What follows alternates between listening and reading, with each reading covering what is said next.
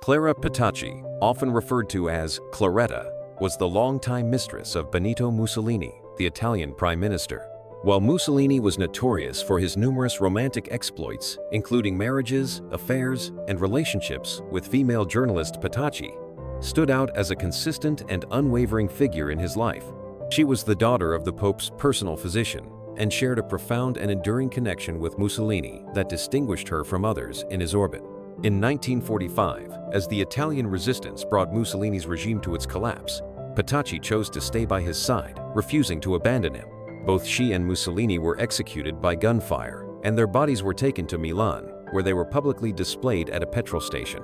Hung upside down, their remains became the center of a vengeful crowd who gathered to vent their anger and seek retribution. This grim and brutal spectacle symbolized the violent and definitive end of Mussolini's rule. Maria del Carmen Polo y Martinez Valdez, famously known as the First Lady of Meras, was the wife of Francisco Franco, the long-reigning military dictator of Spain. During Franco's authoritarian regime, which was marked by the repression of tens of thousands of political opponents who were either silenced or forcibly disappeared, Carmen Polo played a crucial role in supporting and consolidating his rule. Fiercely loyal to her husband and deeply involved in his personal and political affairs, she rarely allowed him to embark on trips without her by his side. Carmen Polo's influence reached far beyond the role of a mere companion. She was an unwavering advocate of Franco's policies and decisions, no matter how controversial or divisive they were. Her steadfast dedication to both Franco himself and the ideals of his regime secured her position as a central and influential figure within his government. Even after Franco's death in 1975, she continued to benefit from her connection to his dictatorship, receiving a significant public pension for the remainder of her life. Nadezhda Alliluyeva first met Joseph Stalin when she was just 10 years old, during a period when her father, Sergei Alliluyev, offered refuge to the future Soviet leader following Stalin's escape from exile in Siberia. The two married in 1919, with Alliluyeva at the age of 18 and Stalin at 42. However, their union was fraught with ongoing tensions, marked by frequent and intense arguments between the couple. Alliluyeva also faced significant struggles with mental health, issues that progressively worsened over the years. These personal battles ultimately culminated in her tragic death by suicide in 1932.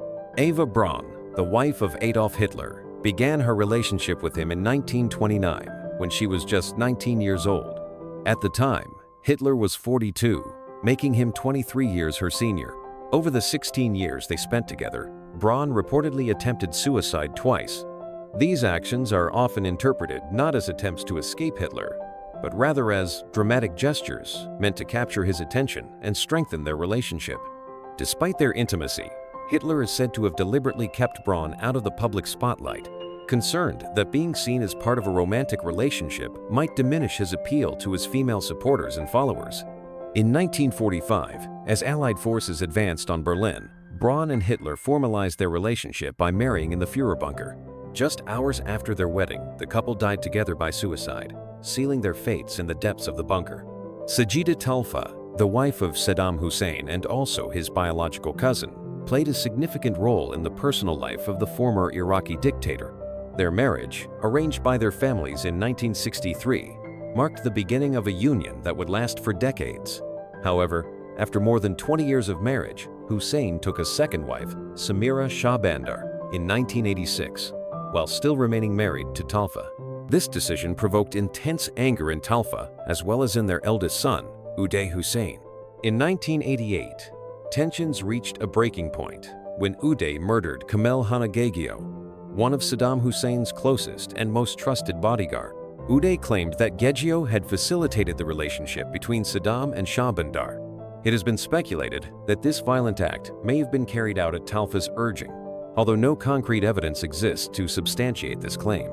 Following the collapse of Saddam Hussein's regime in 2003 and his eventual execution in 2006, Sajida Talfa disappeared from public view. Reports suggest she fled to Qatar, where she now lives in relative seclusion, far removed from the public spotlight that once surrounded her. Ko Young-hee, also spelled Ko Young-hui, was the wife of North Korean leader Kim Jong-il and the mother of Kim Jong-un, the country's current leader. Her life remains shrouded in mystery. mainly due to her reportedly lowly status within North Korea's strict social hierarchy, which has resulted in very limited public information about her background and personal life. Despite this, she's believed to have had considerable influence over her husband, not only in their private life, but also in the political realm. Reports suggest that Ko Young-hee played an advisory role to Kim Jong-il, offering guidance on matters of governance and shaping certain key decisions during his rule. Her health began to deteriorate in the early 2000s, and she died in 2004 from complications related to breast cancer. Safia Farkash was the longtime wife of Libya's controversial leader, Muammar Gaddafi, and the mother of 7 of his 8 children. Their relationship is said to have begun around 1970, when Farkash, who was working as a nurse at the time, cared for Gaddafi during his recovery from an appendicitis operation. Throughout Gaddafi's decades-long rule, Farkash largely kept a low profile, choosing to lead a quiet and private life despite her prominent position as the wife of the Libyan dictator. However, after Gaddafi's violent death in 2011 during Libya's civil uprising, she stepped into the public spotlight as a vocal advocate, demanding thorough investigations into the circumstances of his assassination. Amal al-Sada, though not Osama bin Laden's only wife, is widely regarded as having been his favored companion. She is believed to have stood by his side during the 11th of September, 2001, attacks and remained steadfastly loyal to him until his death in 2011. During the U.S. Navy SEAL raid that resulted in bin Laden's death, al-Sada was reportedly injured, suffering a gunshot wound to her leg as the operation unfolded. Following the raid, it is understood that al-Sada has been residing in Pakistan, where she is reportedly kept under confinement, partly due to her declining health condition.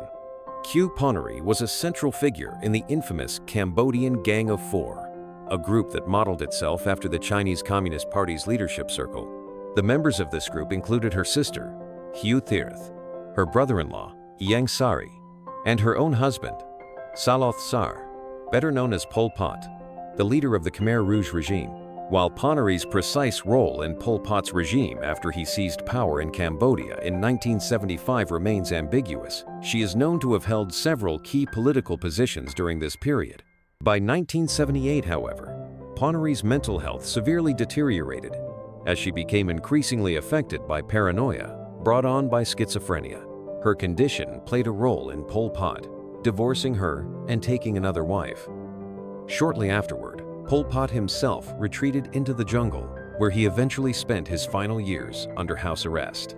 In 1996, Ponnery, along with Q Tirith and Ieng Sari, was granted amnesty by the Cambodian government, which shielded her from facing any prosecution for the crimes of the Khmer Rouge regime. She spent her remaining years in the care of her sister and brother-in-law, ultimately passing away in 2003.